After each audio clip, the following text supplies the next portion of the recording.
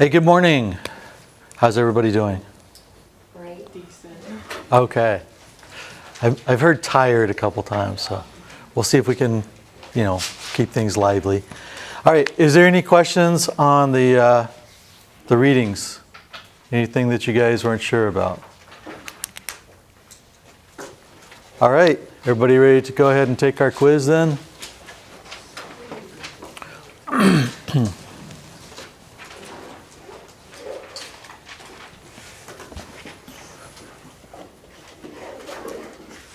So everybody's notes put up? All right.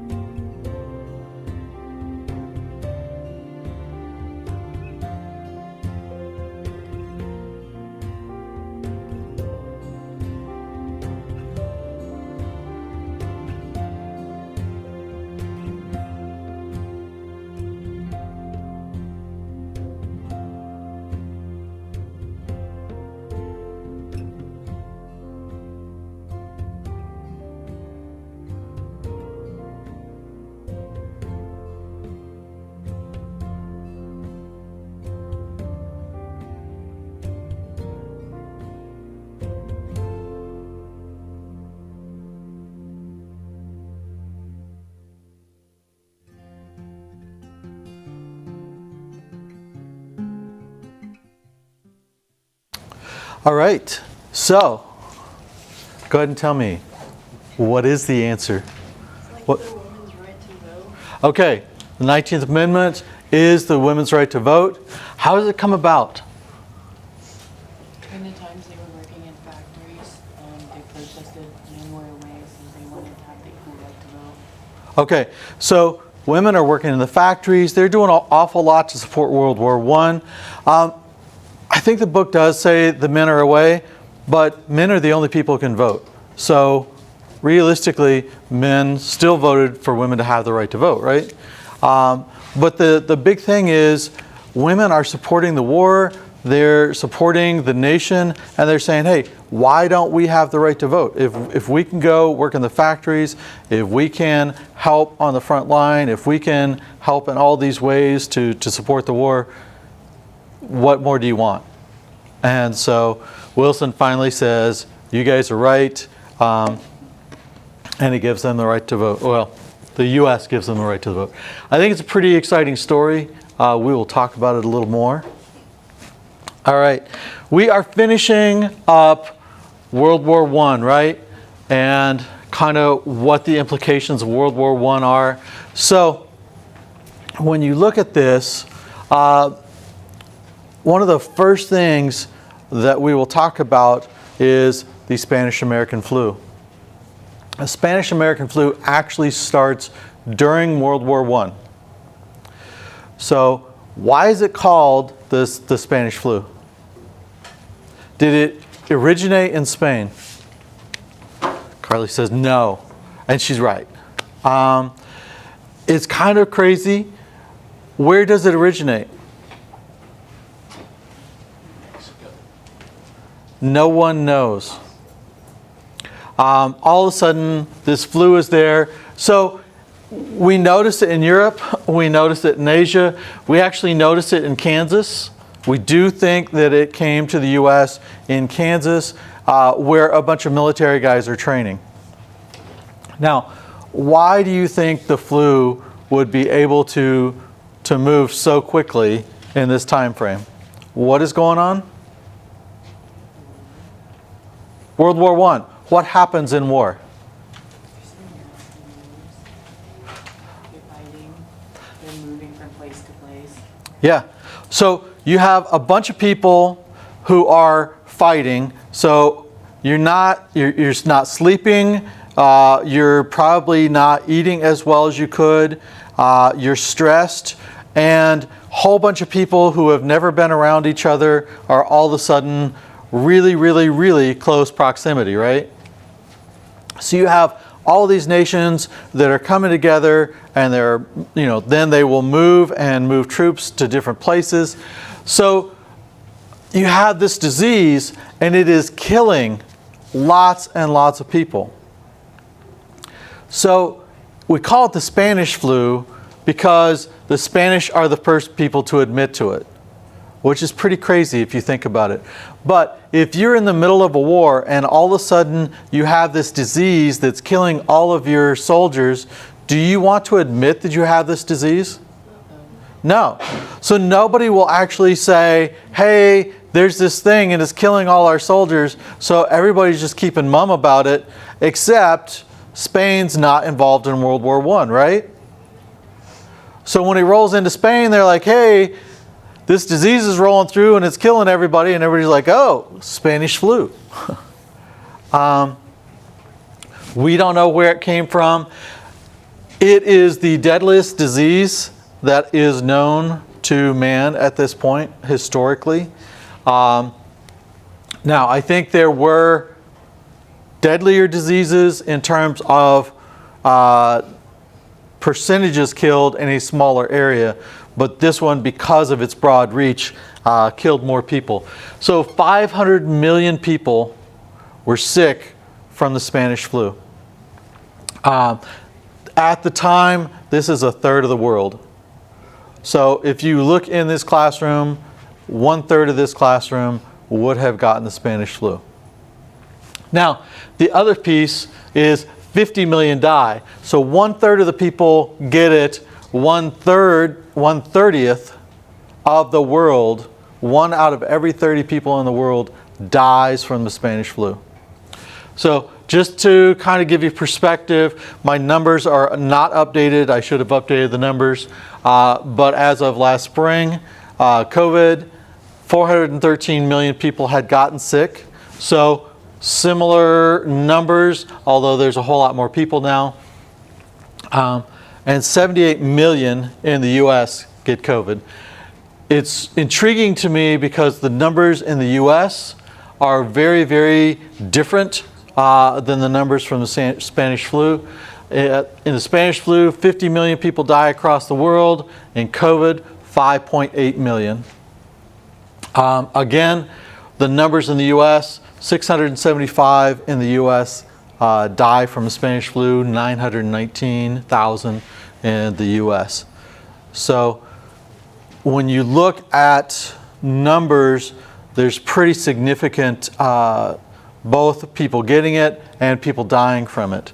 The other thing that's kind of interesting is COVID. A lot of the early deaths are people with comorbidities or older people, whereas the Spanish flu hits people under 5, 20 to 40, and then 65 and up. Why do you think this 20 to 40 number is so high?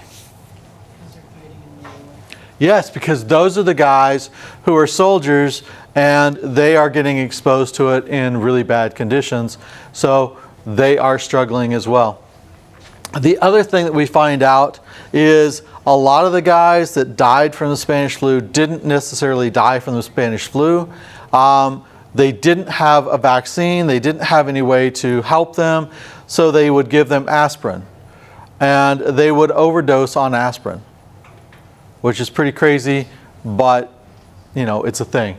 So it actually winds up, more people died from Spanish flu, more soldiers died from the Spanish flu than actually died from the fighting in World War I. So this one is, what we will notice is the 1920s and the 2020s are kind of rolling in the same direction. You know, you have the Spanish flu, now you have COVID. The other things, we kind of talked about the second, you know, you had the second industrial revolution and then the the revolution in computers and capacity and, you know, how we sell things. So you see that as well. This has a huge impact on how people lived, right? At this point, wealth doubles. So across the board, people are making loads and loads of money. Now, it's not equal. Workers' income goes up about 26%, but the people that own the manufacturing businesses, theirs goes up a whole lot more. So what you see is everybody's pay goes up, but inflation goes up, and the wealthy actually get much wealthier. The other thing you kind of see, after World War I, people are like, hey, I could die any day, right? The Spanish flu has gone through, you've had this big war, everybody's like, there's a good chance I could die, so if I'm going to die, I might as well spend my money now, right? So how do you spend your money? Well, some of it really makes sense to me. Now you can put electricity in homes, right? Is that a positive thing? Oh yeah. So now I can heat my house. Probably not going to happen as much then, but you can have lights in your house. You can, you know, have things that will work with electricity. The other thing is indoor plumbing. I have to say, you know, the guy who made air conditioning is my hero, but the guy who made indoor plumbing, that guy deserves whatever, right? Because indoor plumbing, really good thing. So I have no problem with people buying electricity, getting indoor plumbing, but people started buying things because they were offered. At this point, you start to see advertisements. What are advertisements for? What do they do? They try to convince you that you need something that is going to cost you, right? If I am selling history, then I advertise, hey, you really need history, and if you don't have history, then your world's going to be sad, you'll never find a date, and you won't be able to, you know, have a good job, right? I am going to convince you that your life needs to be better, and your life can be better if you buy what I am marketing. So, do advertisements work? Yeah. Yes. Otherwise, they wouldn't spend millions of dollars on them, right? So, do you advertise things like generic bread and, generic toilet paper. Why? Because it's not gonna get people interested. You wanna make your product pop. Okay. Well, one, everybody needs those things, right? So you're going to get the stuff. Now, what I want to do is convince you that mine is the best, mine is wonderful, and you need to pay the extra money for mine, right? So what does that tell you about what people are buying? Is it basic necessities, or are we expanding into things that we really don't need? Expanding into things we really don't need. Okay, yeah, we're expanding into things that we might not need, but you know what? I've got the money, I've got the additional funding, so I'm going to throw it toward it. The other thing that intrigues me is this installment buying. What is installment buying? You pay a certain amount, like each month, Okay, like that. so if I buy something on installment, do I pay you cash and I get the thing? Drew? Okay, kind of, but not really, right? What does it do? How do I do this? Do you say it's like a rent to own? Yeah. So I give you a certain amount of money, you give me the thing, and then I owe you and I pay for it. Or some places I will pay you certain amounts until I have paid it off, and then I get to take the thing home with me, right? What does that say about how people are buying things? Are they buying what they can afford, or are they buying more than they can afford? Okay, they're buying more than they can afford, right? And the reason we know this is because they don't have the money to pay for it. So installment buying allows me to get you interested in my product that you can't afford, but I'm going to start taking your money over time so that you will take the thing that I want you to buy. Everybody needs radios at this time, right? So you have a lot of people who have not had the ability to know what's going on in the rest of the world.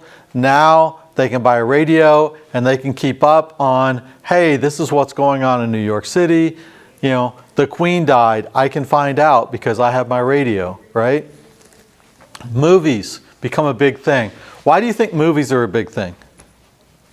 What do movies do for you? They entertain you. If your life is pretty boring, if it's just like, hey, I'm going to get up and work on the farm this morning, what does a movie do for you? I mean, it entertains you, but... Bring you some joy. Okay, it gives you a chance to go and see something else and use your imagination about how other things in the world are, right? And so it gives you a chance to get out of your life and into a different life. So if you're working in the factories all day, do you think you might want to go see a movie? Yeah. So a lot of people are spending money now on entertainment and on other things that they don't necessarily have the money for. Automobiles, Ford. What do we know about Ford? It's a car company. It is a car company. And they become the first car company that will sell cars to the middle class.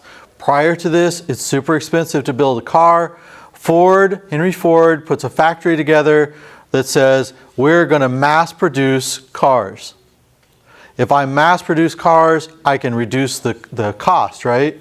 And everyone, at least the middle class, can go out and buy a car. So it may require buying on installment, it may require whatever, but now I can get cars out.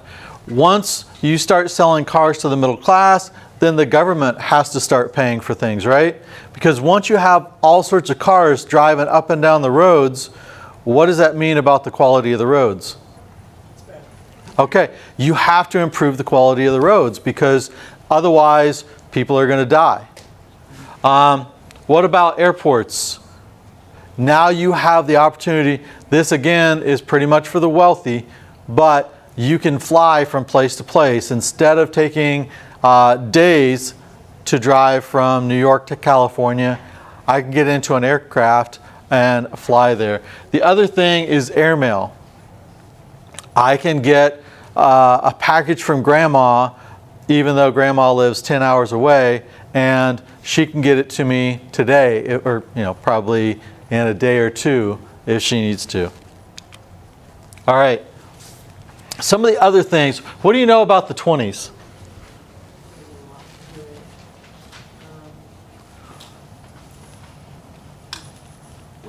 I forgot what the women are called, but it's when they started dressing more like in shorter dresses and stuff like that. Yeah.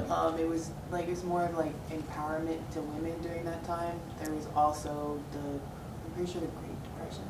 Okay. So the flappers, you have women who are working in the factories, and if you're working in the factory, is your dad living with you? No. Your dad is not living with you. So what does that mean about what you can wear? Yeah, I'm not going to call you out and say how many people here are wearing different clothes than you were when your dad was watching you walk out of the house. But you know what I'm saying? You can have your own authority over what you decide to wear. And again, a lot of these folks are like, you know what? People could have died from the Spanish flu. They could have died from World War I. We were trying to make the world better, and everybody started dying. So we're going to go ahead and do what we want to do. It's going to be a focus on pushing boundaries, doing things that my parents told me I can't do, having a push against sensual rules. You know what? If I want to go out with guys and kiss, I will do so. If I want to go out and hang out in bars all night with people, then I will do so. And there's this intentional push against, you can't tell me what to do. There's also, and I kind of find it funny because again, this return kind of perspective, there's this self-absorbed, look at me, I'm doing cool things. I really wonder how many social influencers there were in the 1920s, right? And if they had cell phones, they'd be out there doing the whole, hey, here's my picture. I am here, I am doing this thing. Look at me, I'm at the bar, hanging out with my friends. So there's this push because after World War I, people are like, hey, we were trying to do all the good things. We had the muckrakers, but then in World War I, they came up with the Sedition Act and they told us we couldn't even talk. They really do believe that the bankers are what caused the U.S. to push, into the war. That if we hadn't loaned so much money to England and to France and to Russia, that we would not have been pulled into the war. So you have this group of citizens, and I'll go to the next slide. There are fights between numerous groups. The cynics versus the idealists. What is cynics? Or what are idealists? The idealists are going to be the progressives, right? We're going to make the world a better place. We're going to lift people up. We're going to help them. The cynics are the ones that are like, you know what? We tried that, it didn't work, so let's move on and I'll just take care of myself. The rich and the poor. So the rich, as we talked about, say, hey, these poor people shouldn't be having children. They're not smart enough. They're not good enough. We should tell them what they can do, what they can't do. The race riots. Anybody ever hear of any race riots?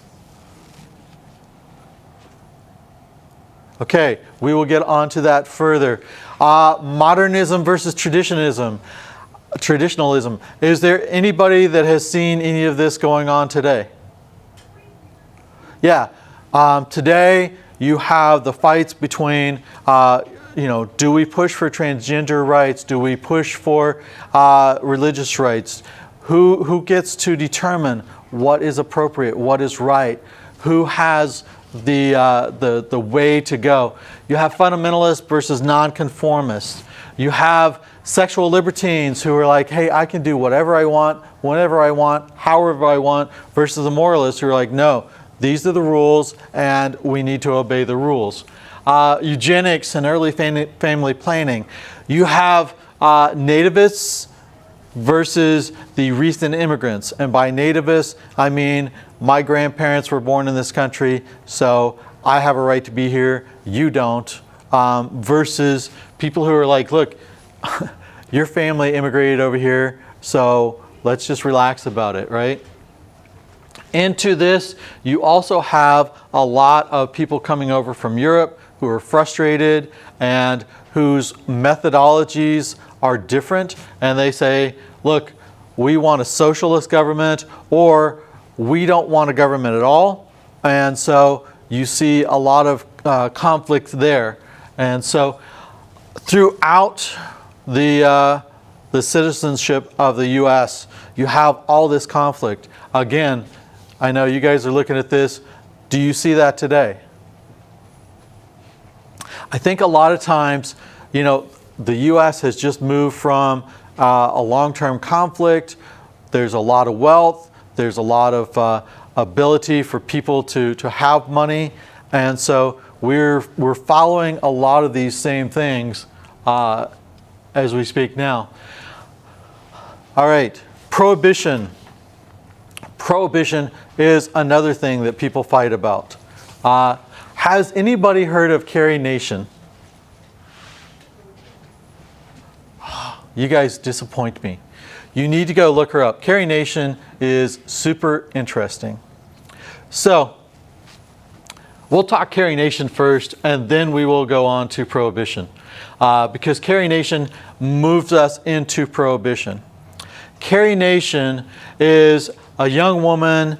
Her life is before her. She's like, hey, this doctor asked her to marry him. So her world is going well, right?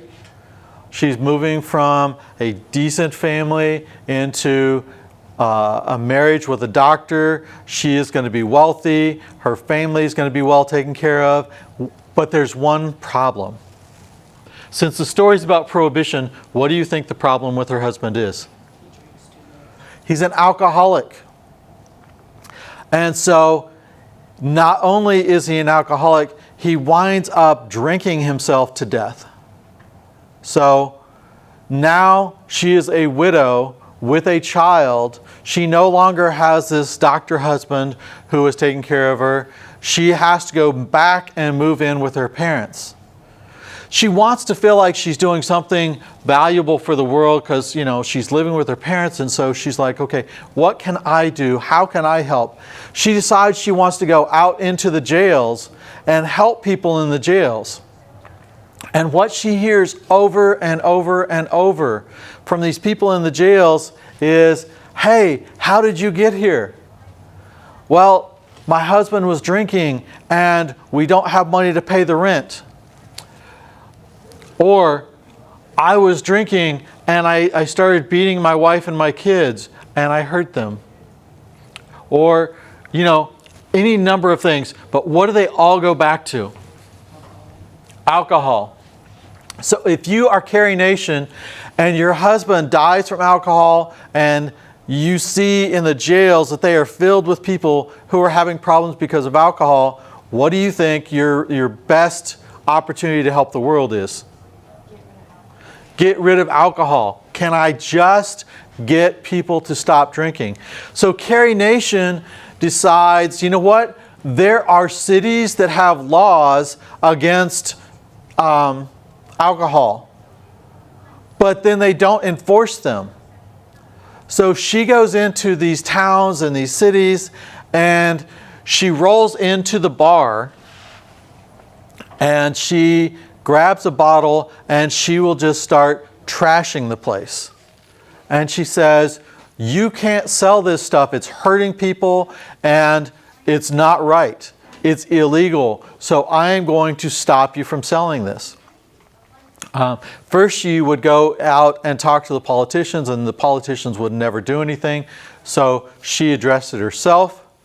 I don't know, I need to check it out, but some people say that she was really large, like possibly 6'2". A lot of other historians are now saying, no, that's just this big tall tale, that she's powerful in personality, but she wasn't, big and powerful in physical.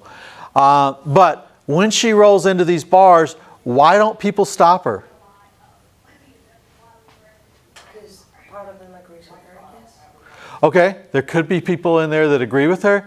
At that time, well, I'll just say now. Who's Jake? Would you punch out a girl? Probably not, Probably not. Why? because it's wrong.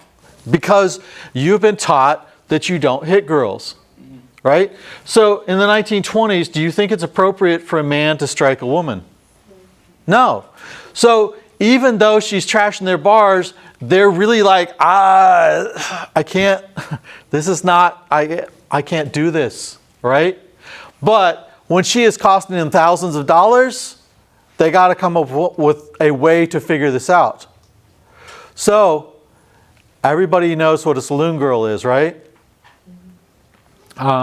We always, and I'm trying to remember, in Korea, there was a name for the young ladies who would sit there, and the stupid guys would come in and they would say, hey, buy me a drink.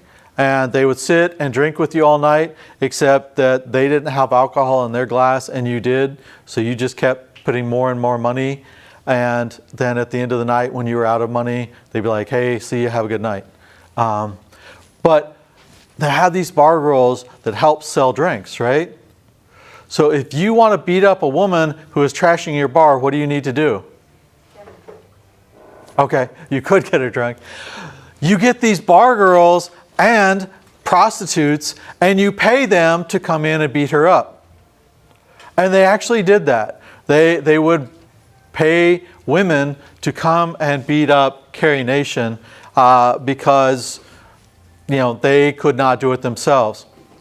Now, the other piece that's kind of fascinating is at one point she is frustrated and she wants to protect herself, so she walks in with a hatchet.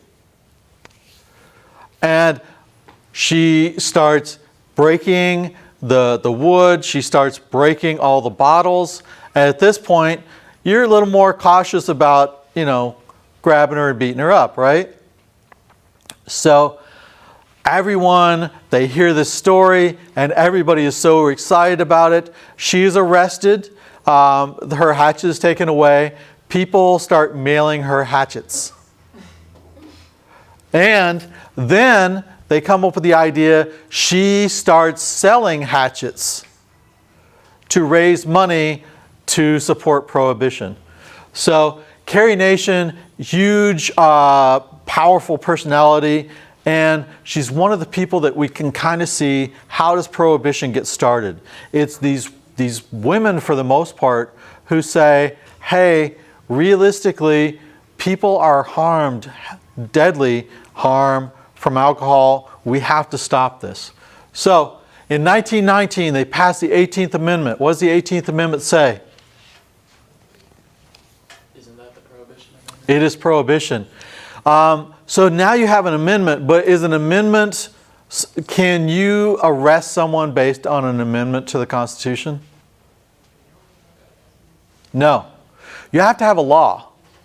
And this is one of the worst written laws ever, the Volstead Act. I don't know if it was intentionally written poorly or if people are just stupid. But the law says it's illegal to manufacture, sell, or transport alcohol. Now, what does that leave out? The consumption? There's nothing that says you can't have alcohol or consume alcohol. So I can hold on to alcohol. I can have an entire truckload of alcohol, and when you stop me, if I'm not in the process of selling it, I'm like, no, it's just mine. I was going to drink it later. Right? This is going to be what I drink for the next 6 years. But you can't prove differently, so you can't arrest me. There are other things that are problems with this. I'm going to give you a perfect example. So, you guys didn't know I had a pig, did you? At home, I had this beautiful pig. Amazing looking pig. Now, if you guys want to, I will invite you to my house, and for $5, you can come in and look at my pig. And I know some of you are like, that's cool. Some of you are like, no big deal. But while you're looking at my pig, I will give you a glass of beer. That's a different story, right? So now you guys all come to my house because you want to look at my pig, and I give you a glass of beer. But what happens when that beer is gone? Am I going to give you a second glass of beer? No. However, if you want to leave my house, but you're like, oh, you know what? I really want to take a look at that pig again. Then you give me another $5, you come back in, and as you're looking at my pig, I give you another beer. Do you see how this works? Have I sold you any alcohol? No. Probably not. I have never sold you any alcohol. I cannot be arrested for selling alcohol. You cannot be arrested for buying alcohol. But what have we accomplished? Selling alcohol. I have allowed you to have my alcohol, and you have allowed me to have your money. Right? So do you think everybody's super, super excited about seeing my pig over and over again? No. Not really. But you're still going to do it. Why? Because it gets around this law. The other thing, pharmacists are allowed to sell alcohol. Now, this is sort of like medical marijuana, right? When I see driving down the road a little sign that says, hey, if you need medical marijuana, call us. We're a doctor. We'll prescribe it. I'm like, you don't even know who I am. You don't know why I would need it. How do you know you can guarantee me that you can sell it to me? Because some people are not honest, right? And so there are pharmacists who are like, hey, you stubbed your toe yesterday? That probably hurt, didn't it? Here, I will sell you some alcohol because that will help your toe to feel better. Is that a legal use of pharmacy? Questionable, but it happens, right? What about religious exemptions? Anybody in here Catholic? Okay, what do you need for communion? Wine. Can you have communion without wine? No. So there has to be a religious exemption, right? There are many people who, at this point, decide that they are devoutly religious and they want to take communion at least 2 or 3 times a day. Now, is that what the church requires? No. But it's a way that they can get around this rule. And then, realistically, a lot of people, if you have enough money, if you have enough power, influence, you just ignore the law. Right? So, I don't know that I should admit this on TV, but my dad's grandmother had barn dances. And during the barn dances, there may have been free-flowing alcohol. She's arrested, and when she's arrested, all I know for certain is she wrote a letter to the sheriff that said, I will be released in 24 hours or I will sell my client list. And all we know for certain is she was out of jail the next day. So we don't know what the client list was, but obviously there were some influential people on this client list, right? So there are people who are like, I'm just going to break the law and there's really nothing you can do about it. This is the first and only constitutional amendment that has been repealed. Why is it repealed? Because all these influential people don't want to be told that they can't drink alcohol. So the 21st Amendment in 1933, I believe, is passed. And so now you can drink alcohol again, you can sell alcohol. What is the impact of prohibition? A lot of people say that prohibition was a complete failure. It's really weird. During prohibition, the poor people drank a lot less. So all the factory workers, all the immigrants who have been drinking, incredible amounts, they are drinking a lot less. However, the rich people, it became fashionable to break the law, and so rich people actually wind up drinking more. All right. So, what about the 19th Amendment? What does the 19th Amendment do again? Women's suffrage. Women's suffrage. So, why do we want women's suffrage? What is the impetus that women say, hey, this is going on, so we deserve the right to vote? Yeah, the war is going on. People are helping in the factories. They are saying, look, one, women in several states already have the right to vote. So there's no reason to not give women the right to vote. And two, we are supporting the nation. We are doing our part, and you need to support us, right? So in 1919, in May 21st, the House passes the law that says women can have the right to vote, or the amendment. And June 4th, it passes the Senate. If you notice, the votes are pretty strong, right? A lot of people are voting for it. So now, what happens? If it's a constitutional amendment, can it just go through Congress, or who else does it have to go through?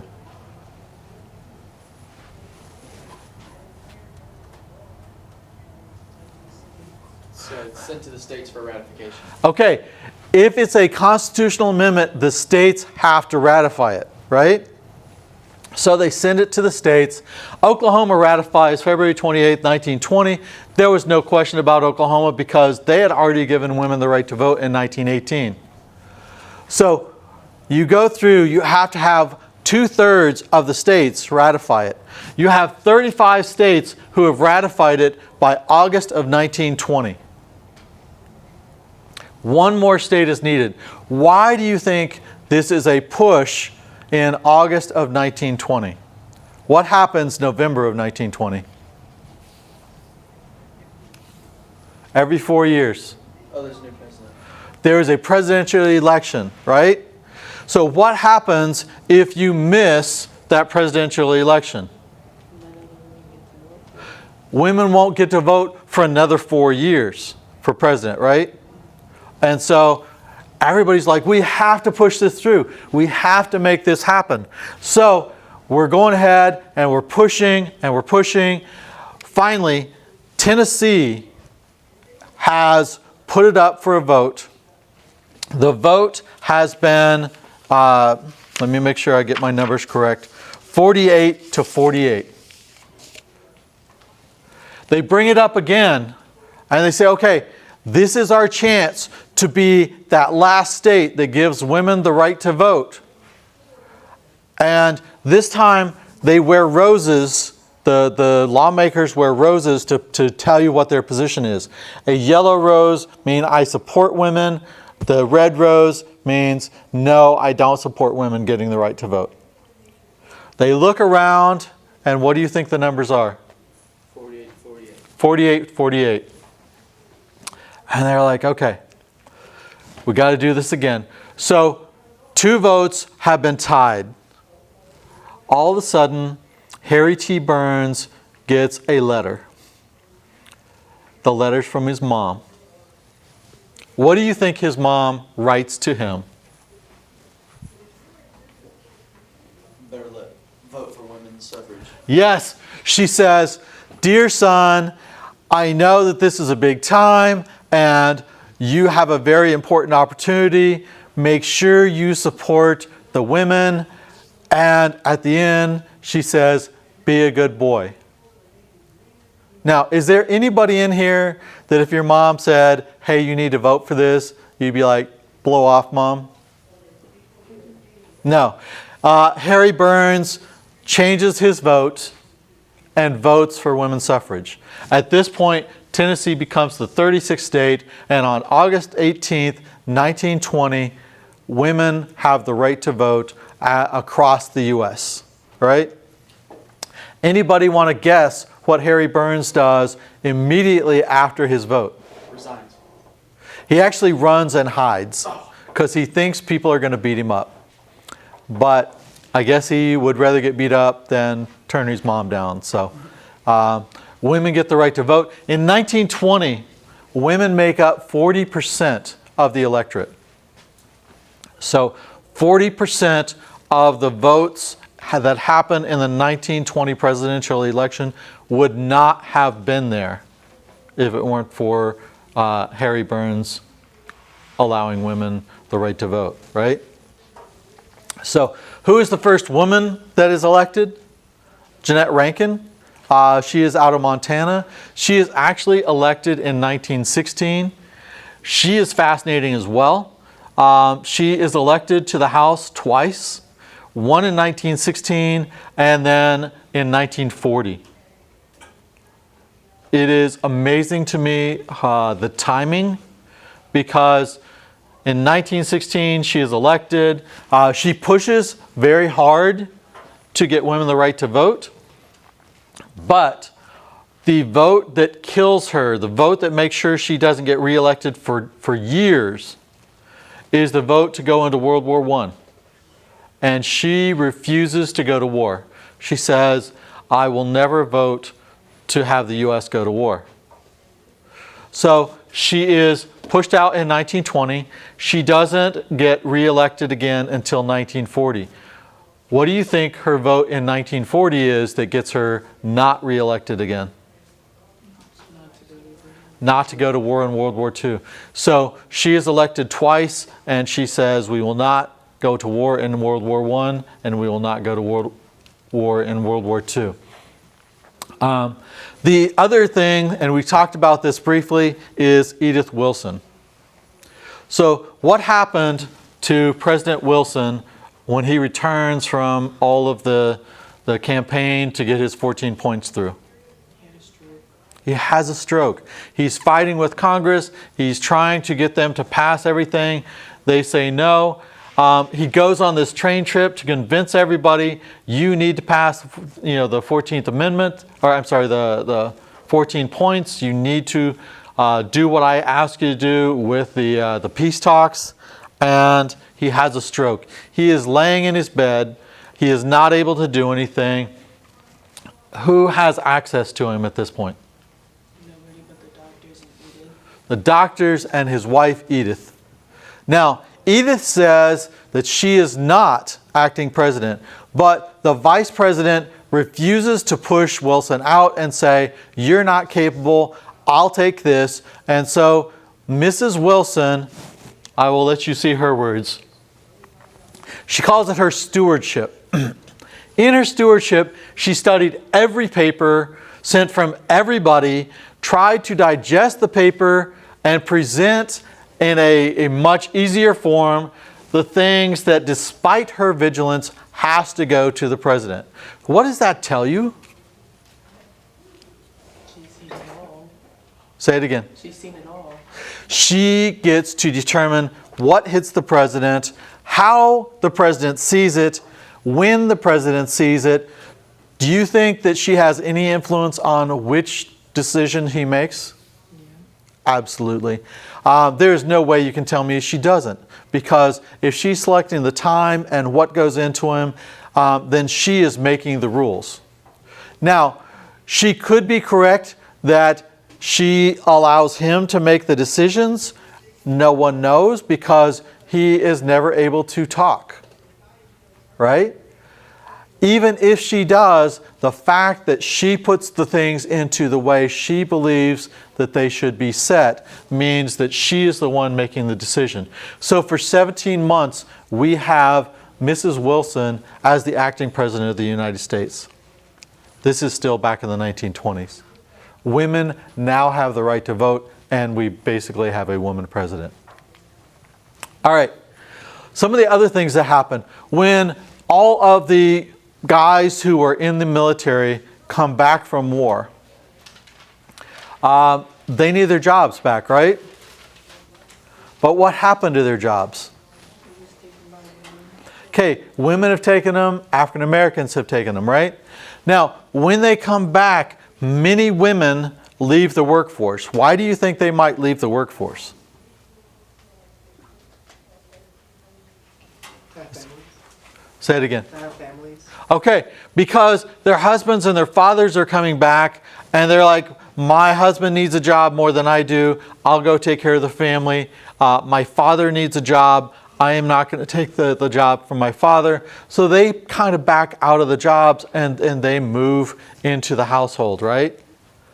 If you're an African American man and you came from the South and, sharecropping and you have a really good job in the factory, are you going to give your job up because some guy comes back from the war? No. And so you have too many people for too few jobs. What does that always mean?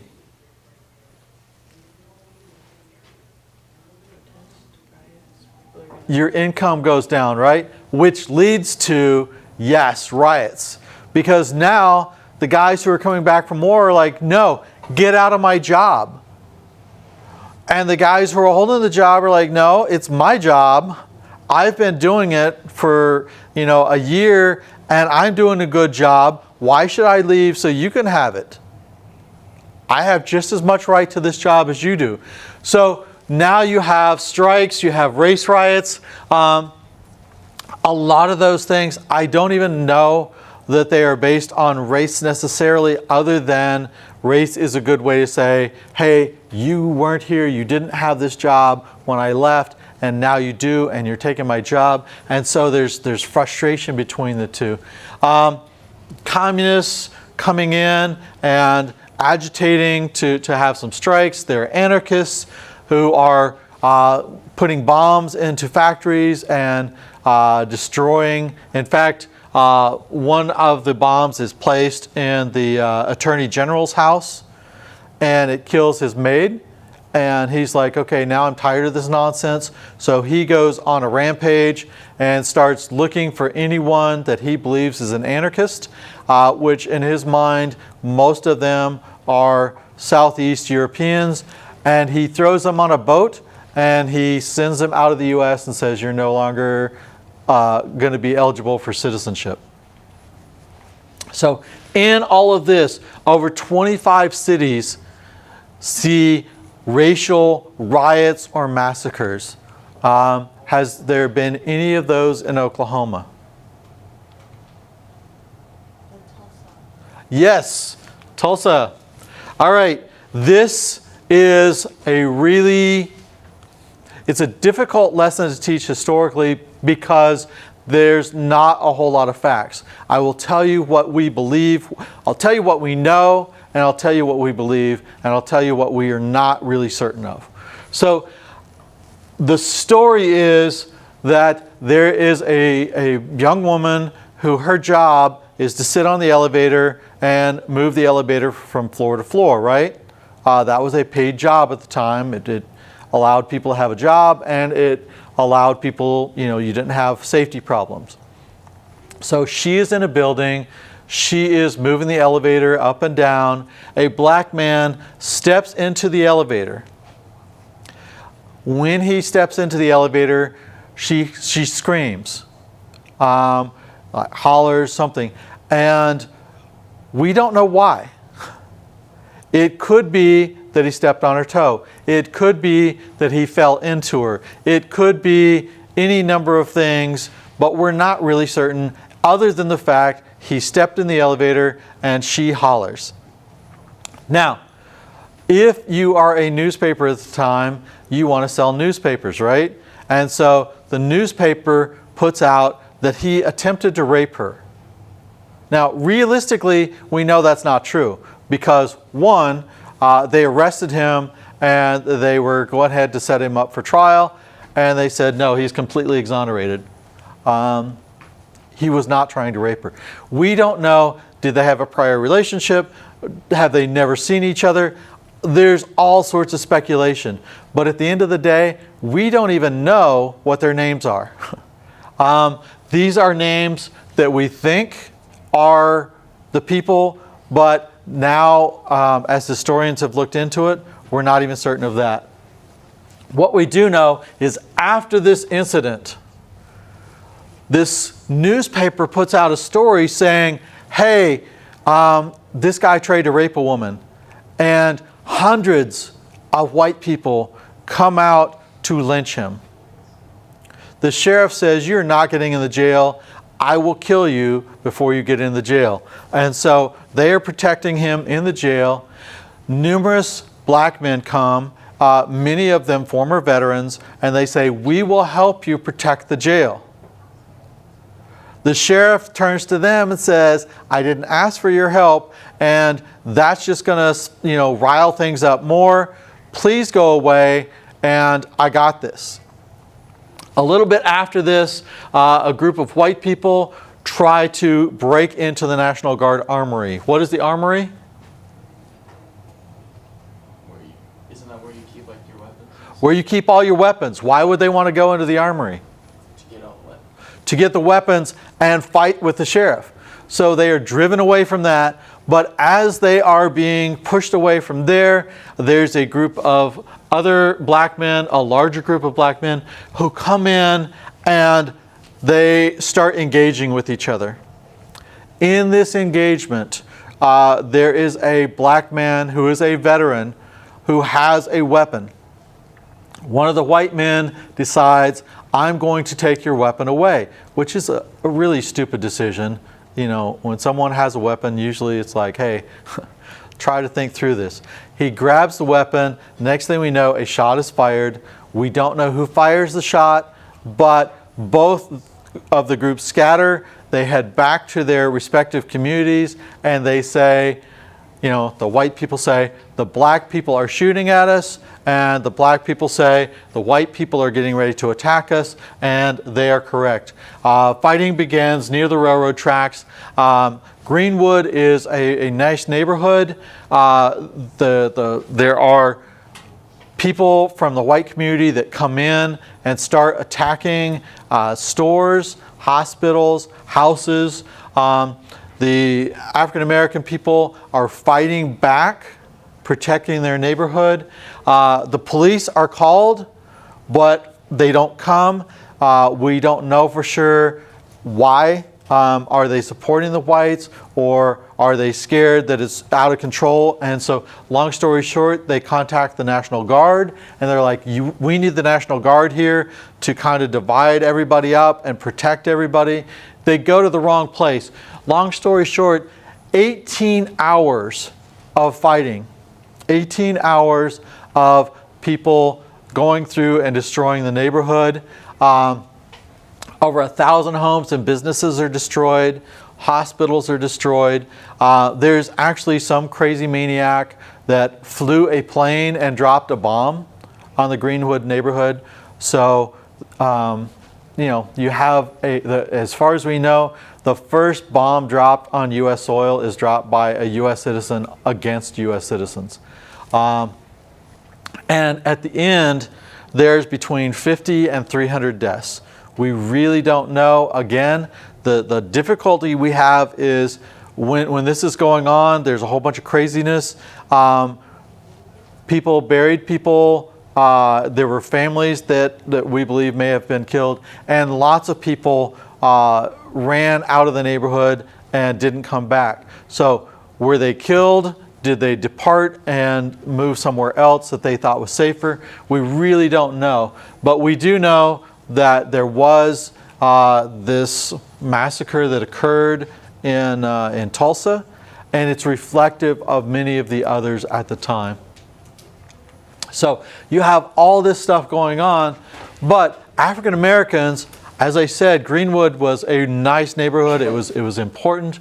African Americans are like, hey, we are educated now, we are capable, we are doing good things. And so they want to highlight what they are doing, and they're highlighting their culture.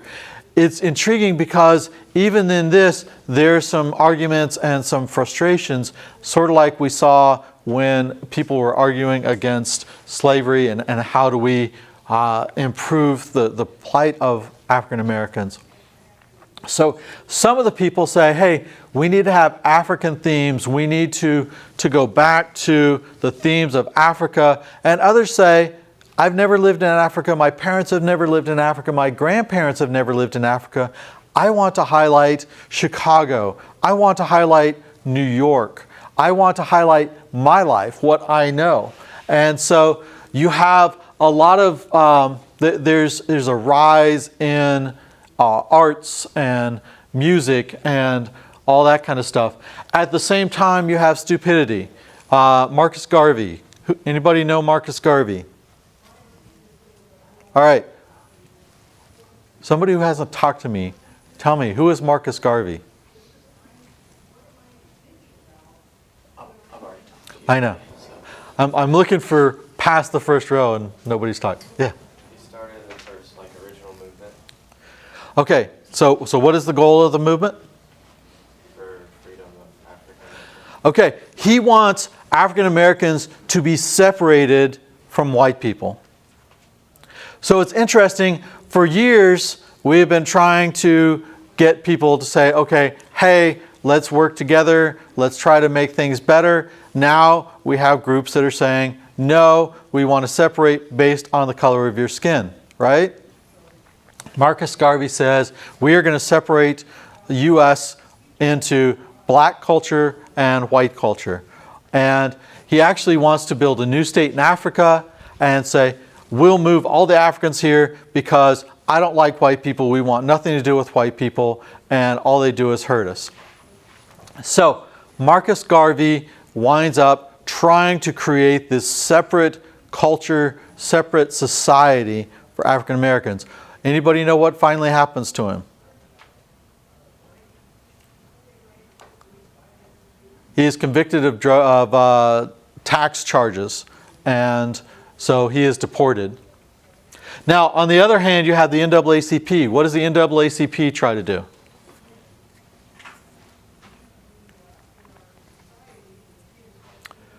It's made up of both white people and black people, and the goal of both is to improve the lives of African Americans. So they use education. Hey, let's make sure schools are better. Let's try to ensure everyone has a better opportunity. So kind of going back to that progressive idea of, I have been, helped. I am in a better position. Now I'm going to reach down and pull you up so that you can be better off too. They use the courts to reduce discrimination, right? Now, just in case you guys don't think, or just so you don't think that I am just against black people who want to have their own separatism, there's another group that does a similar thing, right? Okay, and the KKK rises very quickly in the 1920s. There's a push against all the new immigrants that are coming over. There's a push against the people that are trying to shove new ideas on people. And there's a push against African Americans in the South. So this is based on social Darwinism. It's based on, hey, look, we are better than these other people. So very much like Garveyism, just the opposite, where you say, hey, we want to be separated. I am amused because when you look at it, who are they against? Anybody that's not like me. So I hate immigrants. I hate African Americans. I hate Catholics. I hate Jews. I hate socialists. If you think differently from me, then I should have the opportunity to beat you up. And we have people in America that are doing the same thing now, right?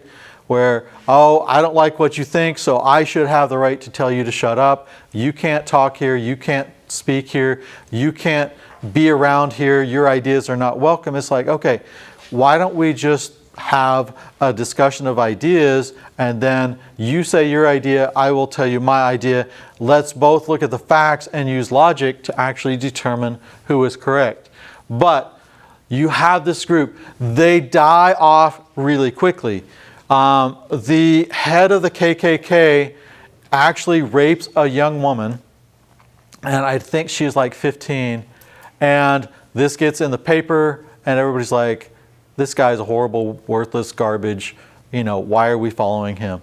And so it rises really quickly, and then it crashes really quickly. But while it is rising, they passed the Emergency Immigration Act. Intriguingly, this is not against African Americans, it's against who? Yeah, Southern and Eastern Europeans. And they say, we're only going to allow 3% of the number of Eastern and Southern Europeans that were listed in the 1910 census. What do you think this is a direct push against? This is a direct push against the socialists, the communists, and the people, the anarchists, the people that are deemed lesser or have different ideas. Then in 1924, you have the Immigration Act. Did you have a question? Would the Emergency Immigration Act also be like linked to World War I when, because a lot of the Southern Eastern people we were fighting against at that time?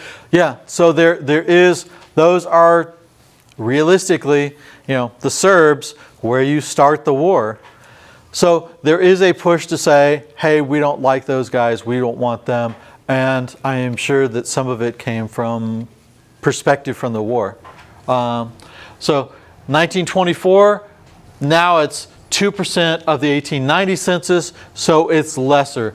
This is the first time that you have immigration quotas based on national origin, not just large continental locations.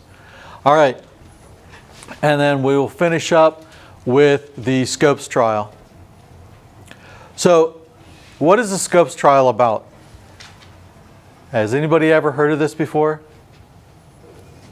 I've heard of it, but I don't remember exactly what it was. All right, so when you have social Darwinism, what is social Darwinism based on? Theory of evolution. Theory of evolution. So Darwin has said, hey, everyone evolves, that we were like one-celled things, then you grow into reptiles, then you grow into monkeys, and then you turn into people. And with his second book, he says, people are divided into those that are lower evolutionary status and greater evolutionary status. So a lot of the Christians say, wait a minute, what does the Bible say about this? So what does the Bible say about evolution? We came from the dust of earth. God breathed. Okay. That God, created from the dust of the earth. He breathed life into people. So are people lesser or greater? Yeah. If God breathed life into every human, then everyone is the same, right? So there's two groups. One saying, hey, we need to make sure we teach evolution. The Christian saying, hey, no, we need to teach that everybody is equal, and there is not. And I will admit there are Christians who are not saying everybody's equal. There are Christians who agreed with evolution. So you have both sides, and Tennessee says we are not going to allow people to teach evolution. The ACLU doesn't like this law, but they have no standing to fight the law. So they hire a person and they say, we want you to teach evolution. We will pay you a year's salary if you'll just teach evolution. So you actually have a biologist who teaches evolution, and I believe it's in a physics class. So he really has no purpose in teaching evolution other than he wants to break the law so that they can put him on trial, so he'll get his money from the ACLU. He goes ahead and teaches it. They bring in Charles Darrow to fight the evolution side, and William Jennings Bryan, our presidential candidate many, many times, to fight the religious side. At the end of the day, is Scopes guilty? Absolutely, there's no question. But the trial winds up having nothing to do with innocence or guilt. It has to do with, should the law be the law? And so they fight over, if a state can say you can't teach evolution. And he winds up, yes, Scopes is guilty. He is convicted, and but at the same time, the law is ridiculed. He winds up, if I remember right, he doesn't even spend much time in jail. So the primary push is, by the end of it, to say states should not have the right to say that you can't teach evolution. And so you see a really big push to say we are not going to teach evolution. We're going to go ahead and, we are going to teach evolution. We are not going to allow schools to teach the biblical perspective. So all of this just goes back to that whole fight of both, you have groups on either side, traditionalists versus people who are pushing. And again, we see kind of the same thing in your life, right? All right, so what is the 19th Amendment? Women get to vote. How does it come about? Overall, because of the war in another way, when they were working in factories, since they were doing so much, they're like, why can't we vote? Okay, so women are doing the factory work. They're doing a lot for the nation. They're helping in World War I, and they're like, hey, you have to let us vote. And so people voted. Everybody remember Harry T. Burns? You don't have to. I just think it's an interesting story. All right, what is Garveyism? Separation between black and white. Okay, we want a complete separation between black and white societies. And how does it influence the U.S.? You have Garveyism, you have the KKK, all pushing to separate the U.S. And prevent us from, bringing the races together and improving them together. So it's kind of a negative impact, but thankfully we get through that. And what's the goal of prohibition? Get rid of alcohol. Say it again. Get rid of alcohol. Get rid of alcohol. And how well does it work? Doesn't. Okay. Even because the way the law is written, poor people actually wind up drinking much less, but the rich people wind up drinking more. So I don't care which way you say. If you say, hey, it does influence because poor people wind up drinking less, I'm good with that. If you say, hey, the law is so poorly written that rich people wind up drinking a lot more, I'm fine with that too. All right, so for next Monday, go ahead and read. What are we going to be talking about?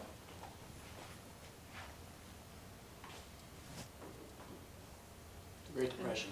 The Great Depression. This is the politics after World War I and the politics of the 1920s, and leads us into the Great Depression. So, are there any questions?